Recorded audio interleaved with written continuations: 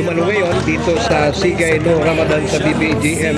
So isa ito sa mga advokasya ng pamilya Mangudadato, especially of course sa inyo. Si Vice, babalik din mo ngayon. At bilang buwan ng Ramadan, ano yung galing sa puso na kung saan isa itong paiftar o itong tinatawag na Holy Quran reading upang maging masaya, masagana at malusog na buwan ng Ramadan po?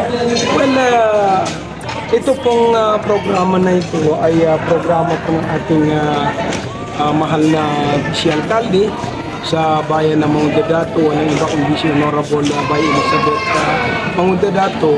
Actually, this program is every year kung saan ginaganap ito dito sa BBGM mula po nung naitatag ang kanyang pinatayong madrasa, ito pong BBGM Markaz. This is the continuation of program of BBGM Markaz. So yearly po ito ginaganap. So, tuwing pag nangyayari o halos araw-araw, meron nagaganap na iftar o Holy Quran reading? Actually, ngayon lang siguro, for the month of Ramadan, this year 2026, ngayon lang po na ganap itong memorization of Holy Quran. So, by Monday naman, magkakaroon din tayo ng Islamic Symposium doon mismo sa ating bayan, sa bayan ng Mangudadato. Pero yung pong paiftar na sinasabi nyo, mula po nung nag-start ang Ramadan, month of Ramadan, continuous po yun. Yung ginagawa po ni Vice Mayor at ang buong pamilya po namin ay araw-araw po yan, ginagawa po.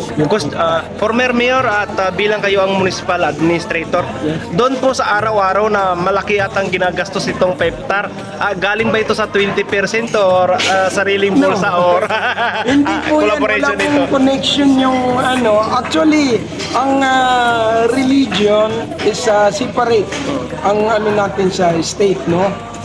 Wala pong kinalaman ito sa IRA ng ating munisipyo.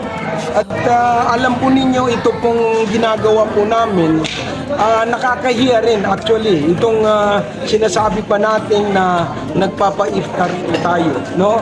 Sa Muslim, kung ano man po ang maibigay ng kanan, kailangan hindi po may makita ni kaliwa. So, ganun po kami, lalo na ako, hindi po ako nagmamayabang, pero pag ako, kaya ko lang, kahit na wala pong sobre, linalagyan ko yan ng papel para lang hindi makita na ako po ay nagbibigay ng sadka. So sa amin, huwag po kayong mag-isip ng kung ano man po. Dahil kahit wala po kami sa position, ito po ay ginagawa namin bilang Islam. Bilang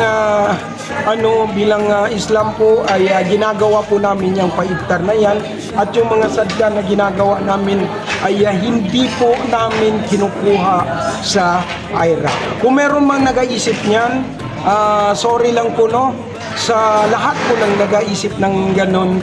Kami po, kahit wala po kami sa position, meron po kaming mga trabaho maliban sa aming position, maliban sa trabaho po namin sa gobyerno. Kami po ay marunong maghanap buhay. Hindi po kami umaasa dahil po sa aming position. Admin, ano masasabi mo, Admin, na marami pong mga residente or libo-libong mga residente ang lumahok po sa ating event ngayong Well, kami po ay masaya. At siyempre, nakikita po namin ang aming mga kababayan at sa lahat po ng mga karatig lugar po natin dito po sa bayan ng Buluan at bayan ng Mangudadato. Minsan masasabi po namin, kami po magkakapatid, nag-usap-usap po kami, na minsan masabi namin kung buhay pa po ang aming tatay, buhay pa po ang aming nanay, ay sigurado po kaming tuwang-tuwa po sila na nakikita po nila yung lahat po ng ginagawa namin na alinsunod po doon po sa ginagawa ng ating mahal na propeta alayhi salam. So, yung tayo na lang dapat ninyo, may hanap na sa transit dito sa Beyond Maganda. Well, ako po ay nagpapaabot sa lahat ng ating mga kababayan, hindi lang po dito sa bayan ng Buluan at bayan Mangudadato, sa buong Riyong Barm. Kung meron pong nakakapag-isip ng ganun sa tanong sa akin kanina, no? Ako po ay humihingi ng paumanhin sa inyo. Tulad po nung sinabi ko po kanina, kaming magkakapatid ay meron kaming kanya-kanyang hanap buhay. Hindi po kami umaasa porket mayor, porket vice mayor, o anumang position meron po kami. Alam po ng Allah subhanahu wa ta'ala, only one God knows. Alam po namin at alam ng buong sambayanan. Alam po ng Allah subhanahu wa ta'ala, hindi po kami gumagastos ng pera ng gobyerno para lang po maipakita sa taong bayan na kami po ay nagpapaiftar, kami po ay gumagawa ng symposium, kami po ay gumagather ng ganitong symposium para lang po maipakita sa taong bayan at sa buong sambayanan na kami po ay pakitang tao lang. Yan po ay hindi po. Talagang galing po sa puso namin at tulad po nung sinabi ko po, mula po nung namatay ang aming tatay, mayroon po kaming foundation. Ito pong Dato Puwa Mangudadato Foundation at sa ngayon naman nagkakaroon na rin ng second foundation. Ito pong Bay Babay Gagil Mangudadato. Yan po yung tunay na pangalan ng BBJM ay Bay Babay Gagil Mangudadato. So, kaya yan po ang dahilan kung bakit nagkakaroon si Vice Mayor Elizabeth Mangudadato ng symposium. Hindi lang po sa araw na ito, kundi taon-taon ginagawa po niya yan para lang po maipromote niya at para lang po maipakita po nila na talagang kami po ay hindi po kami umaasa sa aming mga posisyon, hindi po namin ginagamit ang salapi ng pamahalaan para lang po magkatawag po kami ng simpatiya ng buong sambayanan.